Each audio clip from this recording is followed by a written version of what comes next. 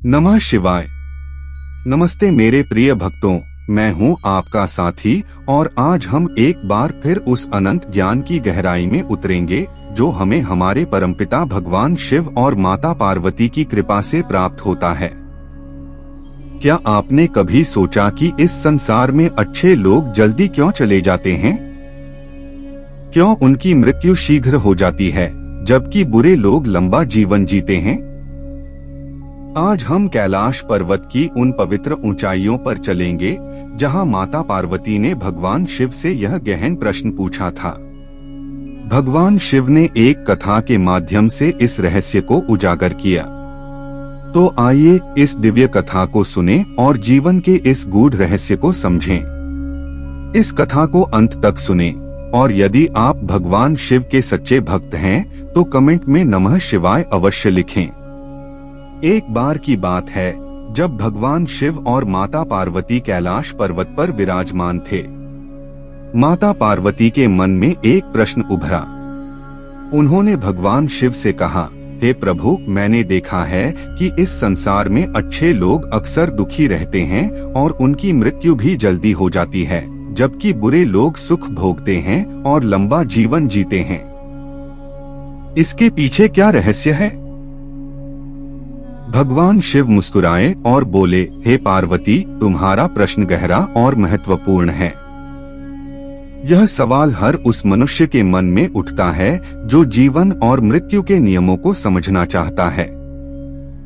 मैं तुम्हें एक कथा के माध्यम से इसका उत्तर देता हूँ। ध्यानपूर्वक सुनो। सूरज और कालू की कहानी। प्राचीन काल में एक छोटे से गांव में सूरज नाम का एक साधु संत स्वभाव का व्यक्ति रहता था। वह गरीब था लेकिन उसका हृदय सोने सा था। वह हमेशा दूसरों की मदद करता, भूखों को भोजन देता और सत्य के मार्ग पर चलता। गांव के लोग उसकी दयालुता और निस्वार्थ सेवा की प्रशंसा करते। सूरज की पत्नी माया भी उतनी ही दयालु थी। दोनों मिलकर गांव के मंदिर की सफाई करते, गरीब बच्चों को पढ़ाते और जरूरतमंदों की सहायता करते। उसी गांव में कालू नाम का एक धनवान व्यापारी भी रहता था।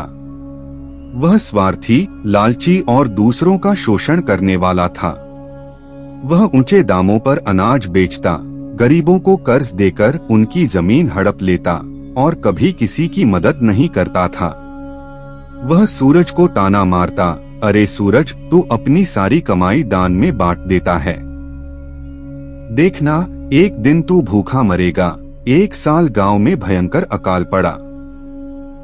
फसलें सूख गईं और लोगों के पास खाने को कुछ नहीं बचा।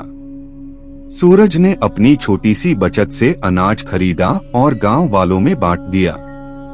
उसकी पत्नी माया ने चिंता जताई, हमारे पास अब कुछ नहीं बचेगा। सूरज ने जवाब दिया, जब मेरा गांव भूखा है तो मैं अकेले कैसे खा सकता हूँ? भगवान सब देख रहे हैं। इसी बीच कालू ने अपने गोदामों में अनाज छिपा लिया और उसे ऊंचे दामों पर बेचने लगा। वह गरीबों की मजबूरी का फायदा उठाता और उनकी तकलीफों पर हंसता। एक दिन सूरज अचानक बीमार पड़ गया। गांव वालों ने उसकी सेवा की लेकिन उसकी हालत बिगड़ती गई। अंततः सूरज ने अपनी अंतिम सांस ली। गांव में शोक की लहर दौड़ गई। लोग रोते हुए कहने लगे, भगवान इतने अच्छे इंसान को इतनी जल्दी क्यों ले गए? कालू जैसे लोग तो सुख भोग रहे हैं। जब सूरज की आत्मा यमलोक पहुंची तो यमराज ने उसका स्वागत किया। सूरज ने पूछा, हे प्रभु, मैंने जीवन भर अच्छे कर्म किए, फिर भी मेरी मृत्यु इतनी जल्दी क्यों हुई? यमराज ने कहा, पुत्र, तुम्हारे पिछले जन्मों में कुछ पाप शेष थे जो इस जन्म में तुम्हारे पुण्य कर्मों ने शीघ्र ही नष्ट कर दिए। तुम्हारी भलाई और दया ने तुम्हें संसार के दुखों से मुक्त कर दिया। अब तुम्हें स्वर्ग में सुख और अंततः मोक्ष प्राप्त होगा।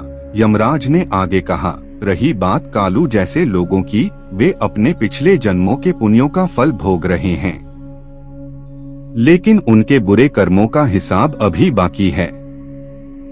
उनके पाप उन्हें अगले जन्म में दुख देंगे। समय बीता और कालू की भी मृत्यु हुई। यमलोक में चित्रगुप्त ने उसके कर्मों का लेखा जोखा देखा और कहा, कालू, तुमने जीवन में केवल स्वार्थ और पाप कमाए।